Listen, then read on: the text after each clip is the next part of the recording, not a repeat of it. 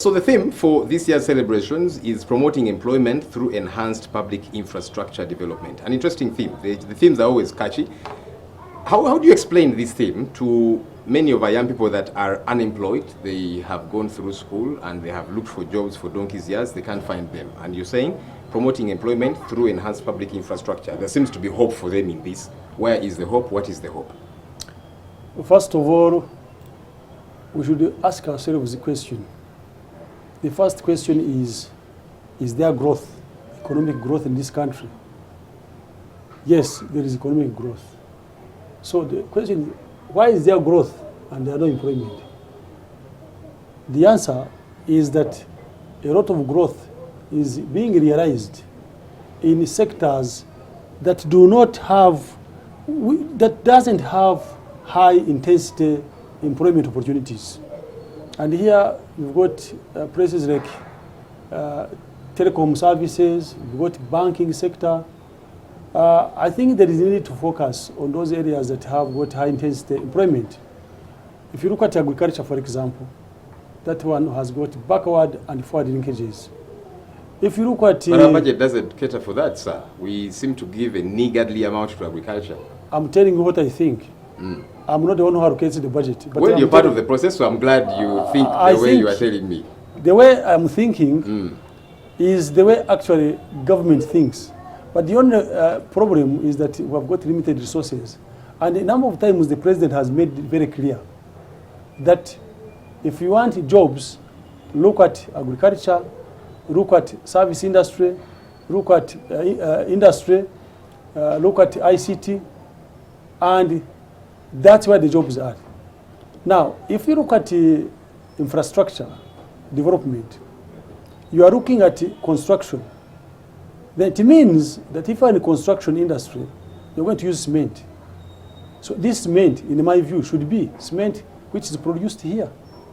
And therefore, you have got many people involved in cement production and involved in construction. Now, people get employed, they have money. When they get money, they buy consumer goods from our market. So employment is really multiplied by the number of projects that are coming up.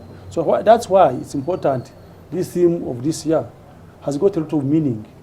And to me, it is going to really be the answer of unemployment in this country. Okay, you said that employment is growing to certain levels, but there's many young people that still remain unemployed and they are beginning to figure out what to do. Many of our young people, for example, are going to Oman, among several other countries, and they end up there and in sex slavery. A number of them have come back in body bags. You know, they have died. And of course, for some of them, it's naivety, it's desperation, and they're looking for work to do, they're taken advantage of. But when it happens to our citizens, one would think, okay, so what is being done by the authorities to try and nip this in the bud? Because almost every week, there's a story of somebody crying out, saying, I need help. Before you know it, they're coming back dead. What is your ministry doing about these things?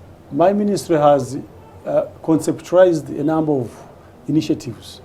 Prominent among them is the Youth Livelihood Program, which we have had an opportunity to discuss on this same platform.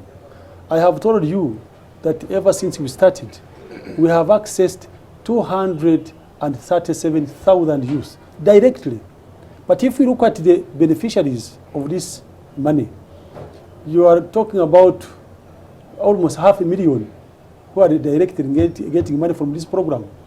And are you keeping track of them? Are they accounting for this money? Because there's a time your ministry was actually seeking to arrest a number of young people who had absquatulated with the money. Now, the situation has changed dramatically. At that time when we were discussing this youth relief program, the recovery stood at 45, then it went up to 60. Now as we talk, it is at 70%. And the other one is to do with the Uganda Women Entrepreneurship Program, which has attracted a lot of younger women and men, younger women into producing goods for themselves.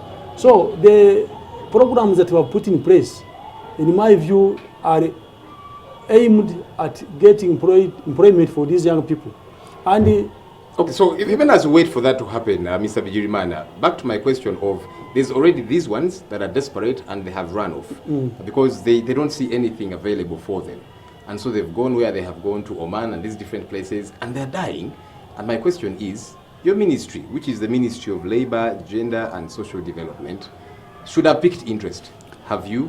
What are you doing? Yes, we have picked interest, and I can assure you that migration is as old as mankind. You can't stop people from going.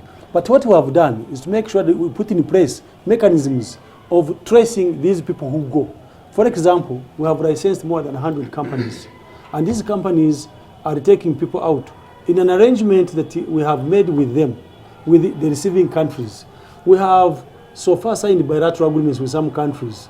Actually, this month, we were supposed to have signed one with the United Arab Emirates, but they had some problem which was given to us, and we have postponed it to next month. So what I am appealing to the young people to do is to go through licensed companies, so that if there is any problem with them, then you can follow it up. You can trace. All right, as we wrap this up in 30 seconds, of course there are those who are abused when they go wherever it is they go, but the abuse is happening here as well, Mr. Bigirimana. People are employed and their employers are literally milking them. They are harassing them, and it's happening right under our noses. Is anything being done to protect these workers? Yes, we have a desk in the Ministry of Gender, Labor and Social Development. Actually, I have got a whole directorate of labor, employment and productivity. The moment such a thing happens, report it. And we have intervened in many cases. I have had complaints coming in and we have sorted them out. Those which we don't sort out directly, we have got industrial court now, which is responsible for arbitration. We have forwarded those cases there. So we are not just keeping a deaf ear. For us, what we want is information. And I'm here. I'm here. You can ring me. You can write. We shall take action. All right. Pius Bigirimana, Permanent Secretary, Ministry of Gender, Labor and Social Development. Thank you for talking to us. Thank you so much for giving me the opportunity to talk to you and talk to the public about what is happening here.